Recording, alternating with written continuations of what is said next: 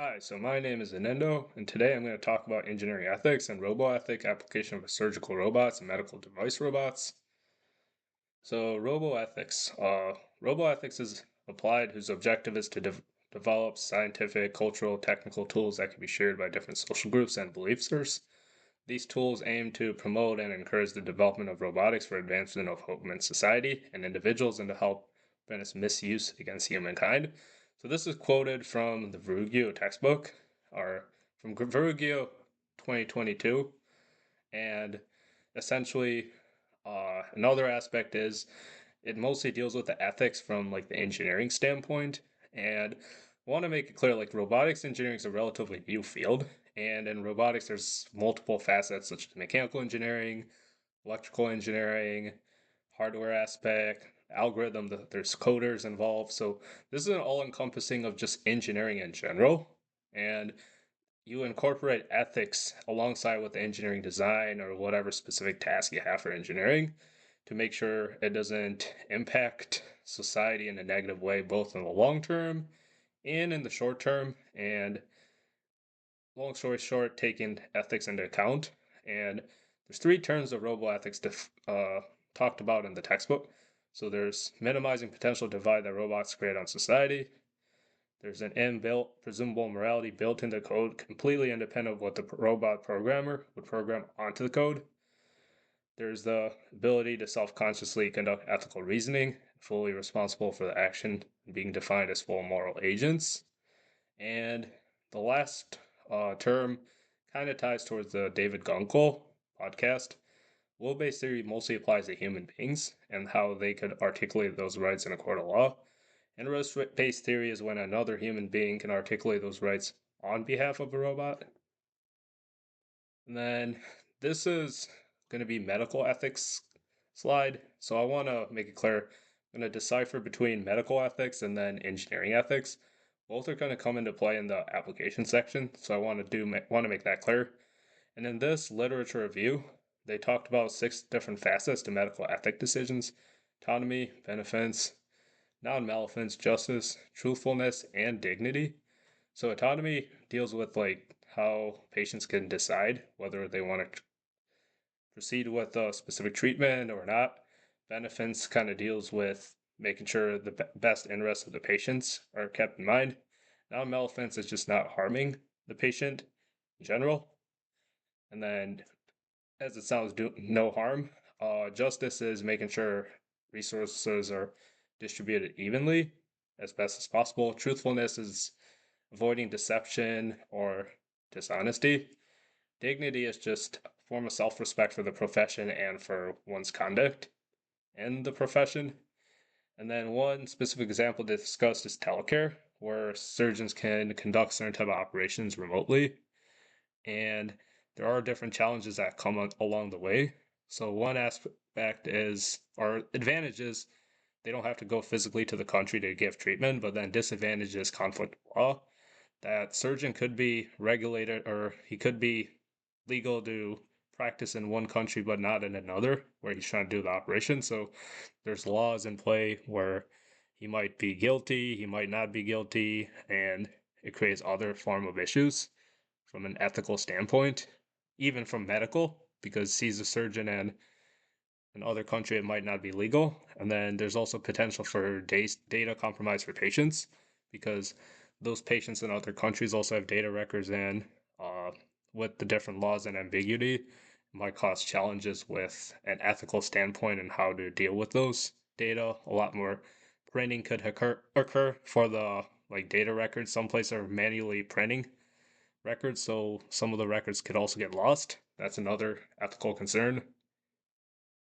Then engineering ethics, want to make this clear. So like this isn't necessarily enforceable in terms of if a violation occurs by the engineer, doesn't necessarily mean these boards can punish those engineers or hold them liable.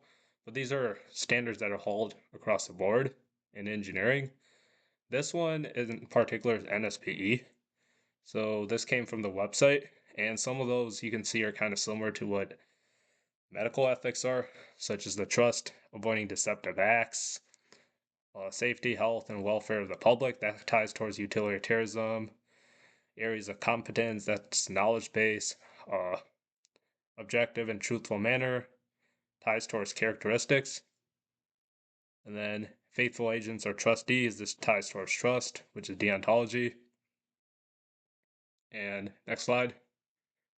But what I'm trying to say is for this slide, there's a lot of parallels between engineering ethics and surgical ethics, but both have their own version of ethics, the medicine field and engineering.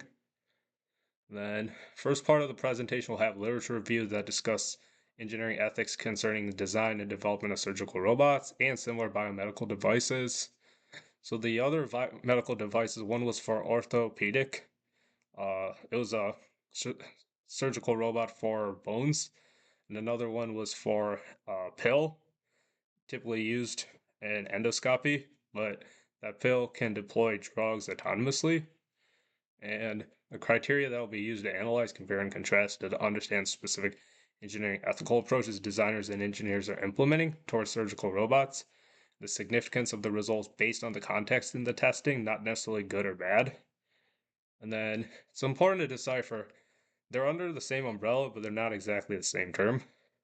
Robot ethics deals more with what the robot should do, so it kind of ties towards Asimov law.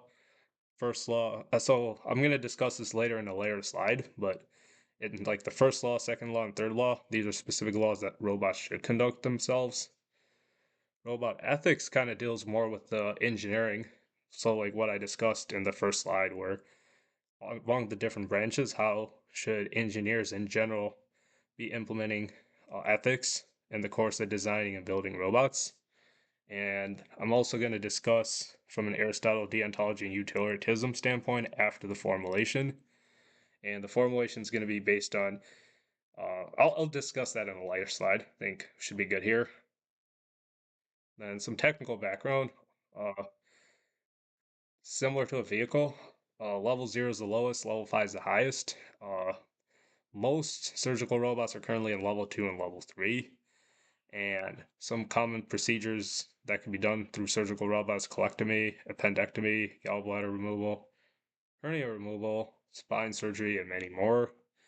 Another thing to keep in mind is Da Vinci robots can be mostly discussed here because that's also the only FDA approved one in 2000, about around that time. But it's also very expensive and not accessible to most hospitals, or very few can afford them. But it's $1.5 million, and there's three facets to robotic surgery. There's controlled, automatic, and then semi-automatic systems, and these depend on how much involvement the surgeon comes into play. So like controlled is a lot of like surgeon manually has to press the buttons to get that robot to work. Automatic is what it sounds. It does the procedure by itself. Semi-automatic is some procedures the robot can do itself. Sometimes it needs the surgeon. To the right is the Da Vinci robot. This one deals with a lot of like buttons and then levers, and then those utensils are being deployed in that test scenario, or not test, but the actual surgery. And then this one's more like open heart, or like if someone's in a hospital bed and they have to get treatment. But similar concept, buttons are being placed, and there's a lot of manual work by the surgeon.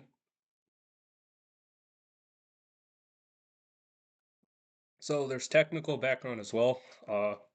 Advantages include ability to do teleoperation from long distance, and then that's one advantage I talked about in the beginning. With telecare, they're kind of similar concept, and then there's also accommodating for human errors and certain capabilities that humans lack in general, like lack of attention, lack of dexterity, and these are areas where the robot can compensate. There's also evidence that robots could do certain procedures more accurately, and then also robots can do a procedure before the actual implementation of the procedure. So they could run the simulation, see previous data trends, do comparisons, also advanced analytics through the software, do a bunch of simulations, check with historical data. They have also able to detect different type of anatomical patterns for certain type of surgeries.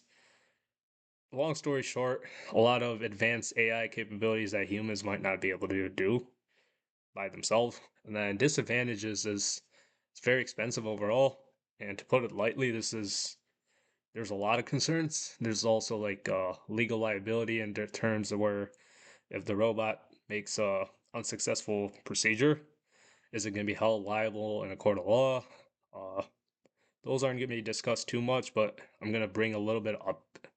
Like certain concepts that are very similar to this, and there's also a chance of mechanical breakdown, software connectivity issues with telesurgery. So, like if it's operated internationally, and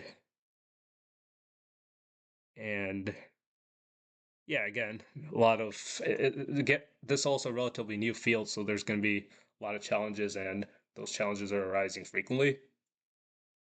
And this is ethics theories involved. Virtual ethics is focused on characteristics of the moral agent performing an action, and there's also prudence, phronesis, practical wisdom, eudaimonia, balancing between means and virtues, and yeah, those are some of the things that are discussed in class. Deontology kind of deals with the study of duties, obligation, and morality of actions without considering the consequences or the character of the person. And there's a lot of universal norms that are for all rational beings. There's also actions with moral worth. This is kind of what really ties to deontology, and also making sure people aren't a means as an end. These are also going to be talked about in the formulation. And utilitarianism focuses on right and wrong based on outcome of an action. And generally speaking, some action that has the greatest good on the greatest number of people would be more beneficial in a utilitarianism standpoint than something that's opposite. And then there's Bentham's view that incorporates quantity, but then Mill incorporated both quality and quantity in tandem. And yeah, so, but we're just going to look at utilitarianism from like a high level perspective, focusing on the consequence of the action. And next slide. These are Asimov's three laws. And yeah, as it sounds, this kind of ties to robot ethics, like what the robot should actually do. Uh, First is it may not injure a human being or through inaction allow a human being to come to harm. And then a robot must obey the orders given by its human beings, except when orders conflict with the first law. And then third is self-preservation in the sense that as long as the first and second law aren't violated, the robot should protect itself, ideally. But it's not always easier. It's not easy. It's easier said than done, I guess. And this is the first lit review. And first pillar is establishing the concept of non-maleficence. So the concept of just not doing harm to a patient. This is just like a first pillar they believe should be incorporated into designing robots. One challenge is they're considered semi-autonomous agents. So the way that they should be trained are not going to be similar to how you'd train a dog or how you train, or not train, but teach like a child to do a certain type of action. It's not going to be the same because robots also have different capabilities. So that's where designers, software engineers, they need to account for this discrepancy. Another incorporates the concept of robots in scenarios to prevent harm in the first place, or not acting upon a scenario that could cause potential harm. This kind of ties towards the first law of the inaction of Asimov. And the example they gave was if a robot failed to remove a surgical sponge, it's equally guilty, given the fact that even if they directly like tore up like an organ, at least based on this concept, just not acting makes this equally responsible, on at least from the perspective of the robot, or like the robot being guilty in the sense that they didn't act. And then second aspect is technical aspects, being able to preemptively identify and assess potential harm a robot does to the entity that it's intending to protect. So typically, like the example they gave was like elderly patients. They rely sometimes on dogs, like therapy dogs, Sometimes they can form emotional attachment. The specific example they gave was Aibo, which is a therapy dog. But the robot's purpose, at least at that point, is they should be able to identify behaviors that could potentially lead to an emotional attachment and avoid doing those actions in the first place, to just avoid the concept of creating harm to those entities which they're intending to protect, which is the patient.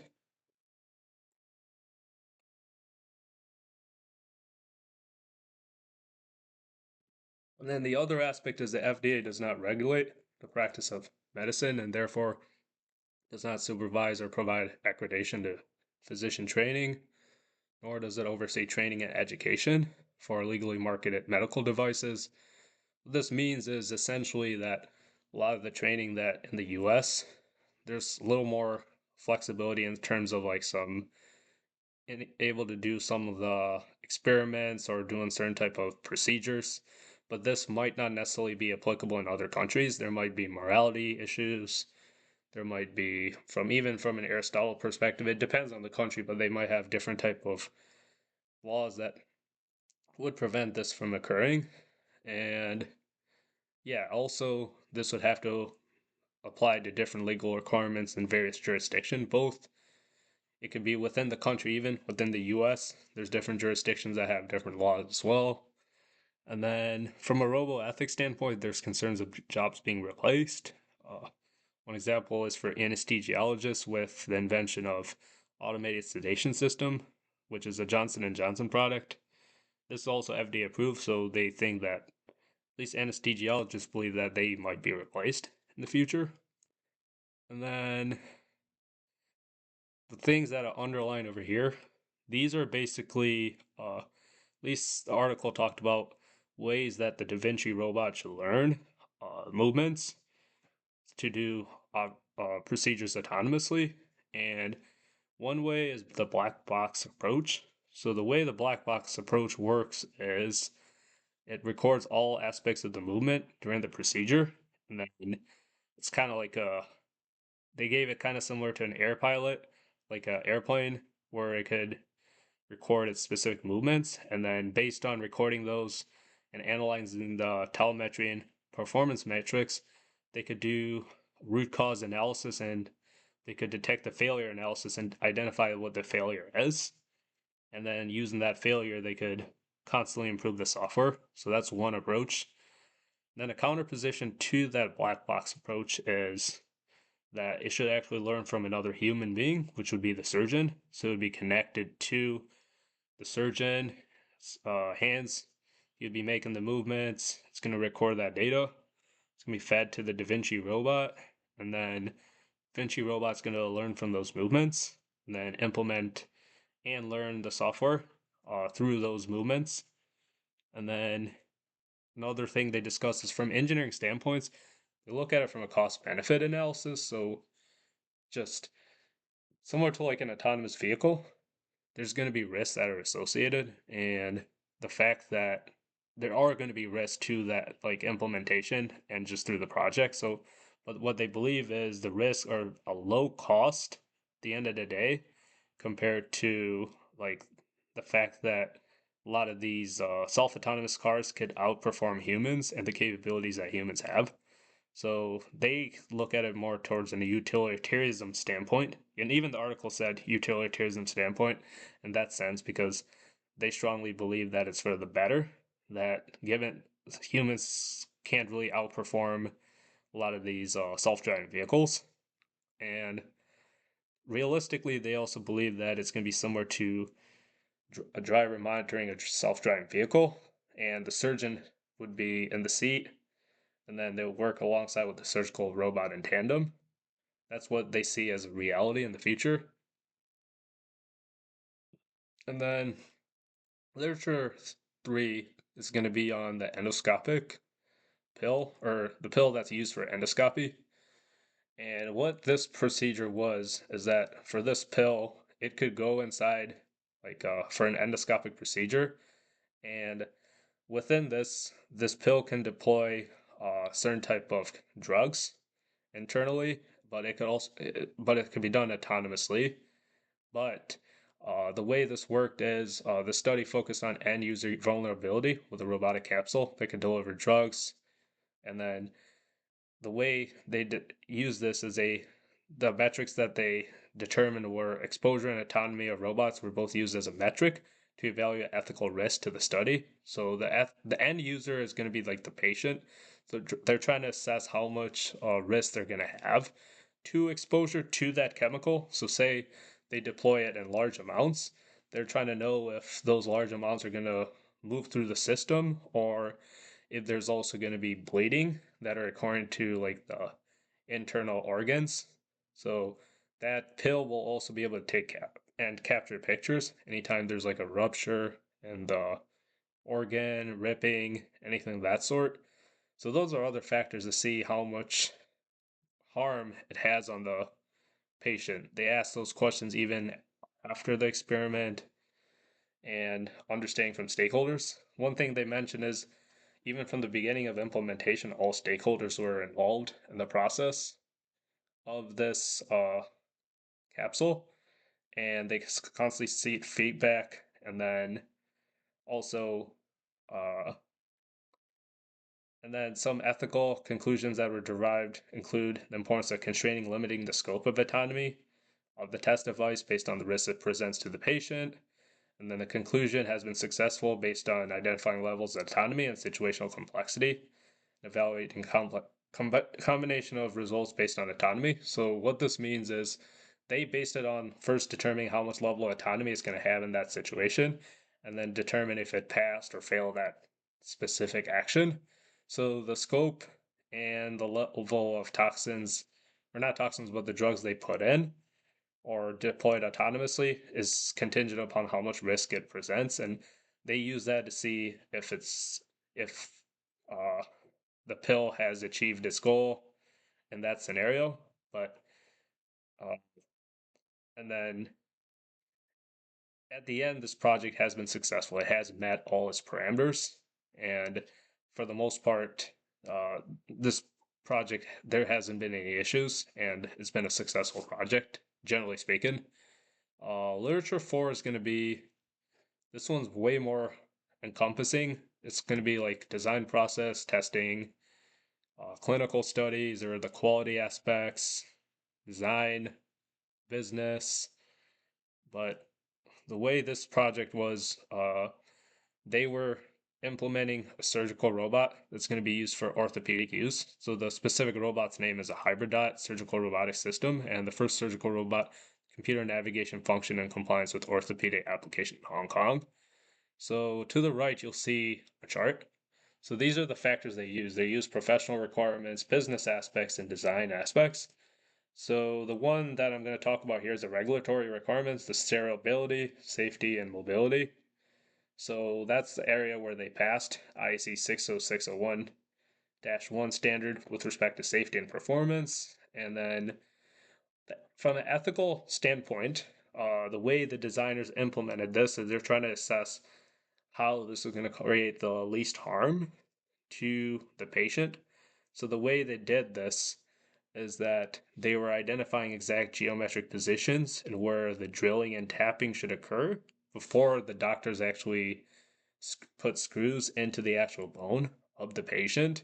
So the way that ends up happening is uh, they use engineering ethics through analyzing different type of bone densities of patients. Given the different bone densities also have different type of forces that need to be applied for the drill, and then different drilling torques as well based on the bone density, the different linear speeds involved. And they even went further and then they analyzed electromechanical properties of the individual components of the controllers, drivers, and motors for the test setup and the actual equipment. So to the right, you can see this is the actual, this is the actual robot over here. You can see it's pretty big. So that's where they also incorporate the controllers, drivers. They're trying to see the patterns, the test data behind that, and then analyzing those also within the context to understand the different bone densities. And based on that, they were able to accurately determine those specific precise drilling points or like where the drilling and tapping should occur. And then the evidence to back that up is there's position accuracy of less than 1 millimeter, orientation accuracy less than 2 degrees, and temperature change less than 3 degrees Celsius. And then conclusion that was done was this one was very successful. And one of the main reasons that were attributed to this is the fact that there was a high involvement of all stakeholders, from mechanical, electrical, industrial, and all stakeholders were involved throughout the whole process. And in addition, this was approved by the Hong Kong Standards and Testing Center. Next page.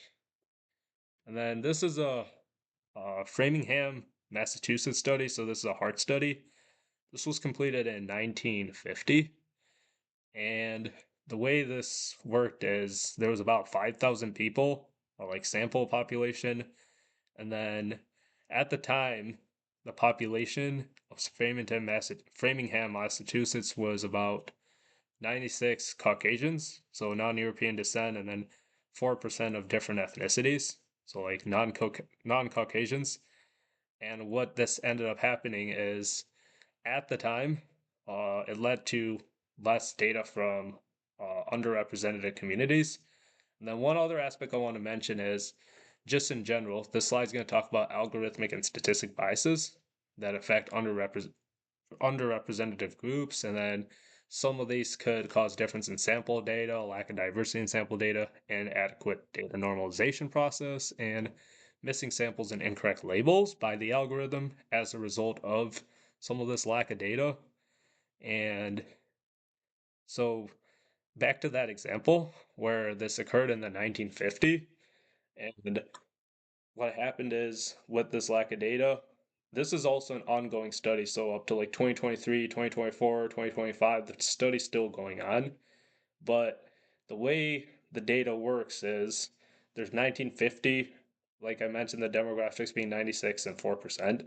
About 2000, it turned into like 81%. So it's improvement and more people. So it's like 81% uh, European descent, while 19% of non-European descent. And then 2025, it's even more different in terms of 59% European descent, meaning a Caucasian, and then 41% of non-European descent.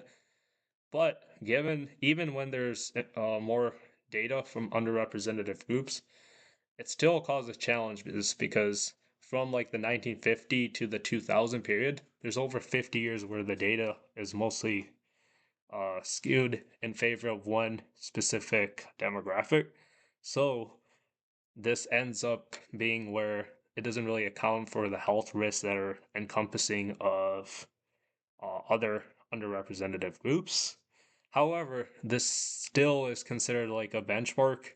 And given this is one of the only within the country that's an ongoing study and still going on to like 2023, 2024, and has a lot of history, it's still being used commonly. But uh, and once and one study where they're currently using this right now is for the risk of coronary heart disease, using an artificial neural network to predict risk of coronary heart disease. And then it's being trained based on the Framingham heart study with 42,540 data instances and 15 risk factors. And to back this up, this one performed successfully with a validation accuracy at 96.25%. So this strengthens the idea of like how accurate the data is, but the main concern here is it doesn't really account for underrepresented groups.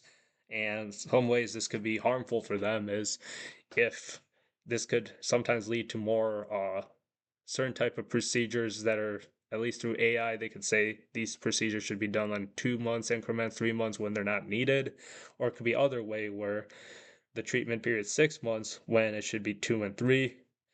But it gives wrong information to the patients. And another example is if in the ICU, resources and the time directed towards patients might be different and triage differently based on the info, and it could impact underrepresented groups in that sense. Another type of bias that occurs in data is algorithmic processing biases that are trained to deal and mitigate future biases and certain type of biases. So that creates some challenge in the sense that they already are inherent within the actual software, so it becomes challenging to remove those biases. And that's another aspect. Uh, Next slide. So, first literature review talks about baseline laws that robots should follow to avoid harming the entities that are intending to protect and serve. And then second literature review established the fact that manufacturing designers must account for ethical changes, aligning with legal compliance in other countries and jurisdictions. And then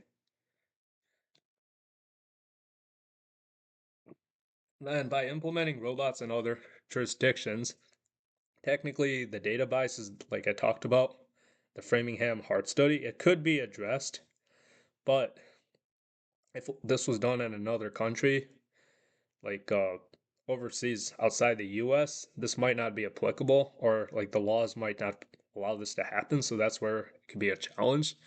That's where engineers and manufacturers must account for this to find other alternative ways to potentially get that data, but also incorporating ethical concepts and not violating certain ethical rules along the process.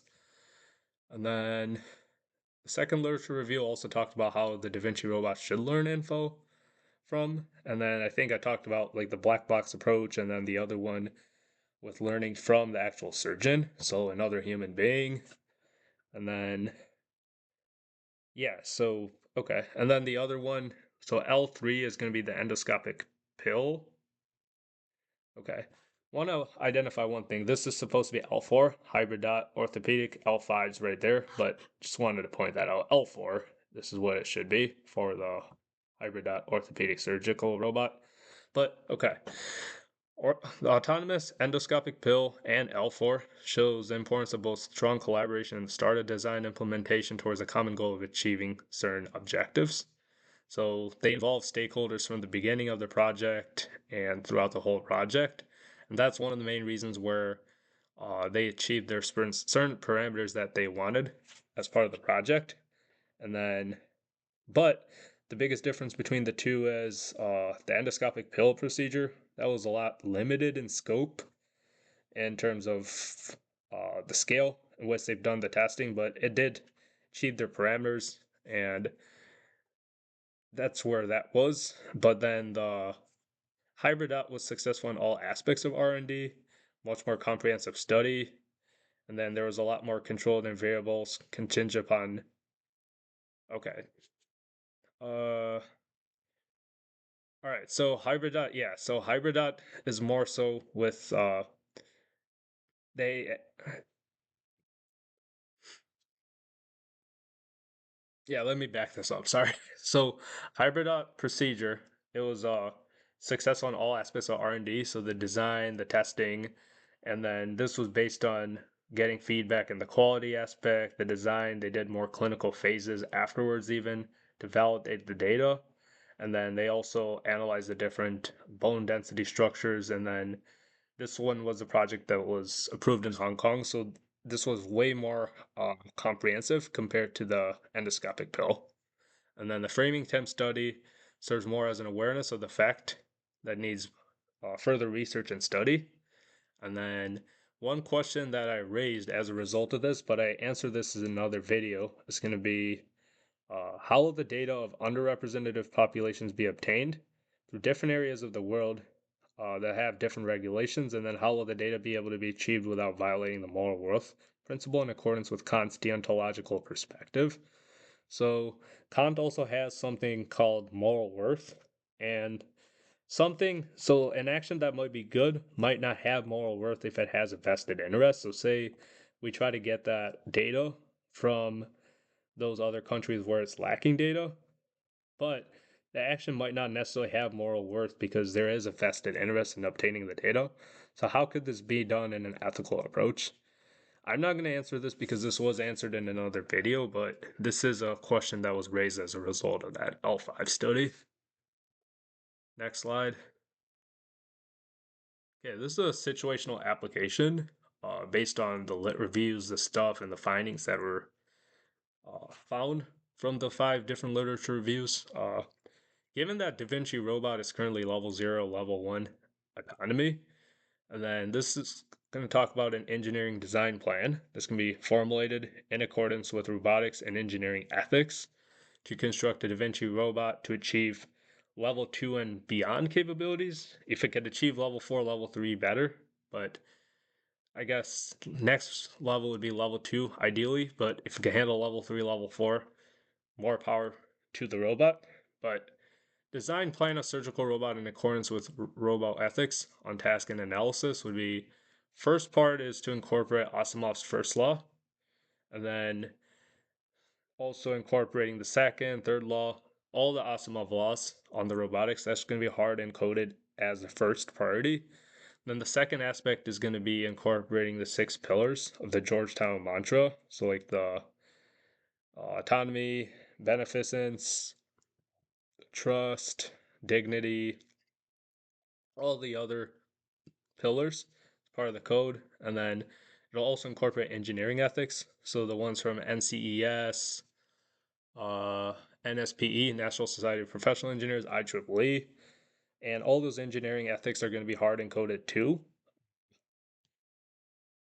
But okay, yeah, so those are going to be incorporated. It's going to be as a second priority. And then from an engineering design standpoint, there's also going to be safeguards in place and a means of communication with the surgeon during the duration of the surgery. So just to illustrate, similar to like a manufacturing robot. So say a worker goes within the vicinity of the robot's conducting a pick and place of like a car seat or like any object, but then the worker's within the vicinity. In that situation, generally speaking, the robot's going to stop uh, the procedure. So similar idea, but the way I'm going to construct this plan is it's going to be similar to like a test engineering equipment, similar to like a vibration shaker or an environmental chamber. So these are done in test engineering, but essentially you could write a test code and then it's going to go from start to finish. But obviously this is a surgical robot, so it could also incorporate 2D, 3D images. You get data from that. It could also see different type of anatomical pattern differences, stuff of that nature. So it's going to be more advanced in that respect, but the goal is going to be to put a procedure from start to finish, and then the robot's going to stop the procedure anytime it's deemed unsafe. And then there's going to be communication as well with the surgeon anytime there's a discrepancy between what the surgeon put on the test code and then what historical data that the robot has. And the way this could be communicated is through, sometimes it could be through a text and or it could be through email, similar to how companies mass send emails to customers. There should be a way where this could be communicated to a surgeon. Maybe the surgeon's in another operating room and they might not be able to attend to that patient during the surgery. So Industry 4.0, Industry 5.0 can come into play for IIoT, Internet Industrial Things, where the communication aspect could be incorporated into this and to make sure the communication is accounted for. And then to step it up a notch, Industry 5.0 for like next generation automated systems, it could convey that message to the surgeon, but then through a push of a button through where they get that message, they could select A, B, C, something like that, similar to a text, and then it's going to actually go to the next step of the operation. Uh, that's another area where Industry 5.0 could be used. I see that foreseeing a long time in the future, but just given based on the hypothetical scenario that I devised. And then another thing is if the robot or if the surgeon or main physician assigned to this procedure hasn't viewed the text, then at that point the robot should be aware of that, and then there should be other ways to communicate with other surgeons or other doctors that are credentialed to perform that surgery to bring this issue up. This kind of ties towards trust or non-maleficence, definitely non-maleficence, and then also the trust aspect, making sure this is not hidden or that the robot engages in a procedure that it's not comfortable with. And then if no physician responds at that point, uh, it's just going to stop the procedure for however long it can. It can be hours, 2 hours, 3 hours, 4 hours, who knows. But only it's going to happen if it's deemed safe for the patient for the robot to postpone the surgery.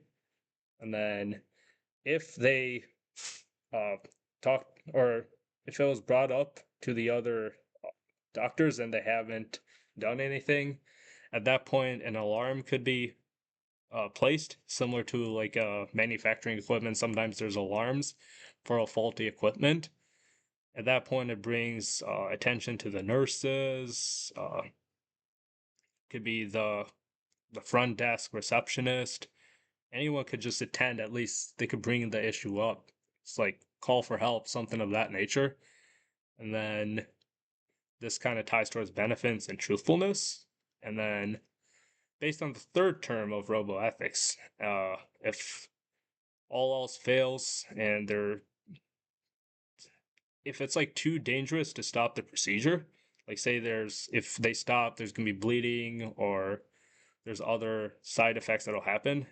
At that point, robot has to exercise ethical reasoning self-consciously and act and proceed in a manner by completing the surgery based on the data available and best to their ability adhering to the 6 principles of Georgetown mantra. That's the hard-coded laws, but it's going to use all the data and is going to act based on this and the code that I've derived and the hierarchical format that I've provided.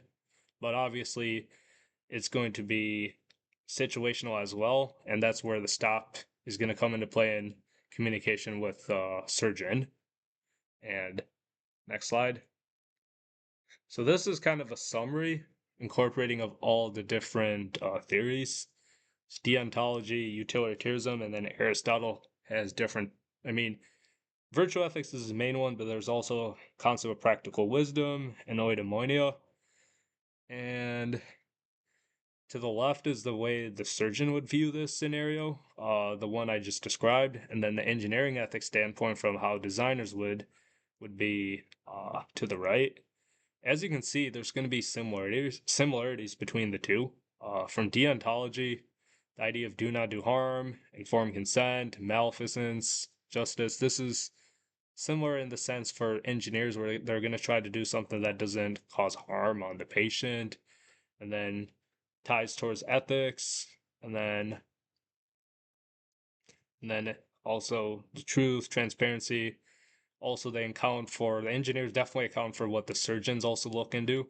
So that's why I initially established the engineering ethics and the medical ethics, because then engineers can decide how it should be designed to also fit how the surgeons and what their ethics are. From a utilitarianism standpoint, surgeons would consider the tools and surgical strategies that minimize overall risk of the procedure. And then for engineering, it's going to be designed in a way for the specific, the AI algorithm, the devices themselves, even electrical. There's electrical. So I read up on an article where they talked about how the electrical circuit, or actually, yes, it's actually the Da Vinci robot itself. That's where the controversies around 2013, 2014 happened, where there's certain type of circuits and some people have got shocked as a result of the electrical issues that have occurred. So that's one aspect where even the electrical aspect could cause some issues. But back to this, that's where engineers need to account for and design it in a way that minimizes the chance and the quantity of human death. To be clear, though, death is still possible even through implementing this, but the goal engineer should have is designing it in a way where the quantity of death is going to be somewhat minimal. And then virtual ethics deals with kindness, compassion, wisdom, honesty, and courage. And then this is basically same with the engineers. They're also going to look at it from an honesty perspective, wisdom, because they are exercising practical wisdom and dealing with this complex scenario when engineering this algorithm and also the device itself. There's not a lot of historical data per se for this, so that's definitely where practical wisdom comes into play. But through engineering experience in general, they're well equipped to handle these issues. Eudaimonia is a sense of happiness. So from the end of the surgeon, they might feel a sense of happiness by being part of a process that could innovate healthcare in the future. There are certain type of procedures that humans might not have the actual capability to do. And then through the robots, through their preventative measures, through their AI capabilities, through what they could actually do from a surgical standpoint, the surgeon could feel a sense of happiness based on life purposes and the job and how its purpose they have. And that could bring them a sense of happiness. Same thing with engineering, from an engineer's perspective, someone who works in this field and is contributing to improvement in healthcare for uh, patients, they could get a sense of job satisfaction just as a result of this.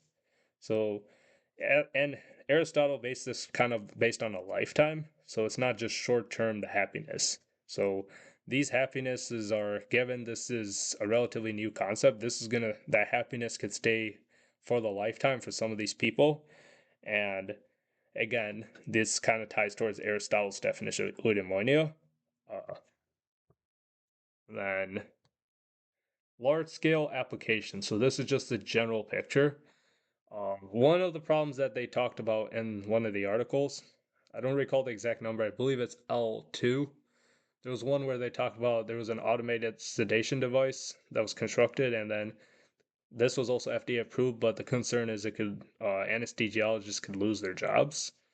So, one of the roboethics principles, and I think that's the first one, where they talked about it shouldn't create divide among the people. And then the second robot ethics was about the morality, and then ensuring that they have it within the actual code itself, that essentially the robots are able to have a sense of morality independent of what the actual coders put. But what I'm trying to address for this one is avoiding the specific divide that could happen. But one of the ways this could be addressed directly is trying to involve as evidence based on the endoscopic pill and then the Hydrobots orthopedic surgical robot. One thing, both of them, part of their success was based on having involvement with as much stakeholders as possible. One of the main advantages to this is that there's going to be multiple perspectives come into play. Each of them is going to be able to hear it, and then based on that, they could each improve their own processes and methodologies by kind of talking to each other. And through that, they could also find differences, commonalities, common ground, and then find ways to integrate. And also, none of these branches are going to be perfect in that sense. They're also going to have their own concerns. So each of them is going to have a vested interest to communicate that. So one party might get something that another party didn't even think of. So that's where uh, it could also account for preventing the divide in that sense. And anytime in situations where there is a chance of jobs being lost, there should be ways to integrate those people into other jobs or other training programs to make sure that the job's not lost. And the robot should be implemented as a way to make their jobs easier and never as a full replacement. That's from an engineering ethics standpoint, from a big picture. The reality is, if this was to actually occur, this would have an economic effect. There could be also uh, from a poverty standpoint, there could be from a low income standpoint. It could create economic situations, foreclosure, housing. It has more social impacts as well. So, say, I'm just giving an example, someone who's been working as a nurse for 24 years and their job gets automated. From a robo ethics standpoint, uh, from a long term standpoint, or short term, it could be looked from depending on how the hospital looks at it. If they're looking for short term profits, it could be a short term disadvantage for the nurse and they can find a job in another place. But if it's long term, that nurse who's working 20, 25 years in that industry is going to struggle to find employment in other areas because they simply don't have the training in that area. And it's going to be hard to find the job after a certain age, and that's areas of age discrimination and other factors that could come into play. So that's where ethical approaches to make sure that the jobs, or at least they could be able to be integrated in other jobs and other areas to be to make sure those areas and the divide doesn't occur between, say, the doctors, the surgical engineers, the designers and engineers, and also within the medical industry, and also the anesthesiologist example, as I've mentioned. And that's one of the ethical approaches. And this is tied towards just the general medical field in general. And next slide. These are all the slides, or these are all the references that are used. And thank you for watching my presentation today. I really appreciate the time you took to watch my presentation. Again, thank you again, and hopefully you learned something. And thanks.